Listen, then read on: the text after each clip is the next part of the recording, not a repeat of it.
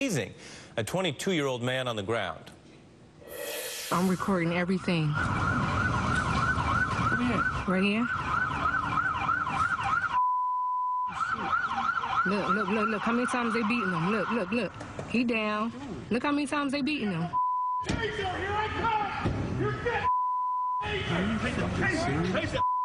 Listen. Say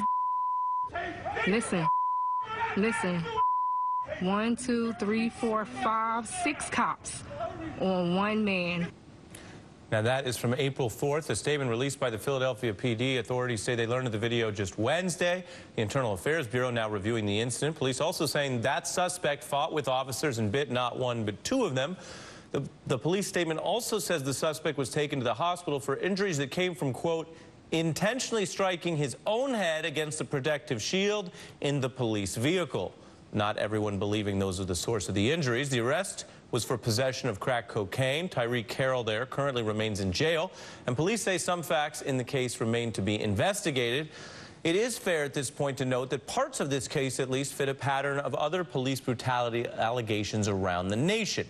Incidents that would normally face little scrutiny or not even be known about get a second look because a cell phone video emerges. And then in some cities, we've seen police-citizen relations strained by the perception that a different set of rules operates for alleged police misconduct, with police and DAs effectively investigating themselves. That's been the story for a long time. But that is changing. Just this week, you may have seen this on The Ed Show, we interviewed a New York official announcing new independent investigations for police shootings across all of New York State. Now, our next guest is trying to push that approach nationally. Congressman Steve Cohen has a new bill advocating independent investigations of police-involved shootings for every state. Congressman Cohen joins us now. He's the top Democrat on the Judiciary Subcommittee covering civil justice issues. A good evening to you, and what would this bill do? Ari, it would take funds from the state DAs, and it's considerable funds from the JAG burn funds, which comes to about $260 million nationally each year. If they take 20% from them, if they don't set up a system of prosecutors that is fair and unbiased when there is police misconduct involved and an injury to a citizen. You know, the system cannot work where the DA, who has to work hand in glove with law enforcement, those are the witnesses for the DA in their cases, and oftentimes the investigators for the DA are retired law enforcement personnel.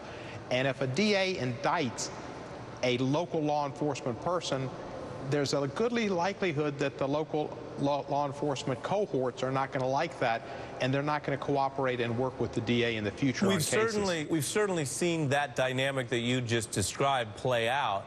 And yet, covering these issues, I talk to a lot of folks in law enforcement who say their view is these kind of proposals, the state one I just mentioned in New York, and Ed Show viewers may remember we had that on this week, or your national proposal, they view it as an insinuation that the DAs are not up to the task of being fair-minded. They view it as a kind of an insult. Well, I don't think it is. First of all, there's the appearance of impropriety. And in justice, like Caesar's wife, you need to be beyond the appearance of impropriety. So there's the appearance. The second thing is, I was a police legal advisor in Memphis, Tennessee. That was my first job out of law school.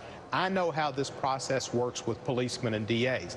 They are all good people, or mostly good people, who try to do their jobs. But it's difficult when you work hand in glove with somebody, as the DA does with law enforcement, to do justice the way it should be, or to present a case the way it should be, because you're going to injure your relationship. And we've seen it in the past where police have done certain police strikes when DAs have taken action. That shouldn't even be the possibility of happening. It's a wrongful appearance, and it frees up the DA, and it also means law enforcement. It doesn't mean that the new prosecutor is definitely going to bring an indictment. They may be inclined to be pro-prosecution too because of where they work, but it won't be working with the same people who are their witnesses and live in their communities. It won't be, to your point, it won't be the kind of personal relationships that people associate with a conflict of interest, even if someone wants to be fair-minded. I want to ask you about the money piece of this. You mentioned it's a lot of money. We were looking at this. JAG funding in Illinois was about $11.5 million last year. 20% of that, the type of cut that your bill would... would be about, 2.2. So is that really enough money to change states' actions on the ground? Well, hopefully it is, but it's the only hammer that we have on the federal side. I don't think we're going to see too much legislation on the state side because the DAs have such a strong group. Most of the DAs are elected, and politically they're very strong with the state legislatures, and I think they would oppose taking the power away, even though it would free them up of this appearance. And the police unions and the sheriff's unions also have strengths too. They like the cozy relationship they have now. Believe me, they're not concerned about having it look like the DAs aren't up to the task. They like the relationship as it exists. The fact that they question it tells you it needs to change. Yeah, I think that's a good point. And Governor Cuomo himself said that he ran into a lot of opposition from the DAs in his interview with Reverend Sharpton this week. While we have you, I want to ask you about some other big news today. Emerging now, the FBI saying that the gun that was used in that horrific mass murder in Charleston by Dylan Roof was obtained illegally.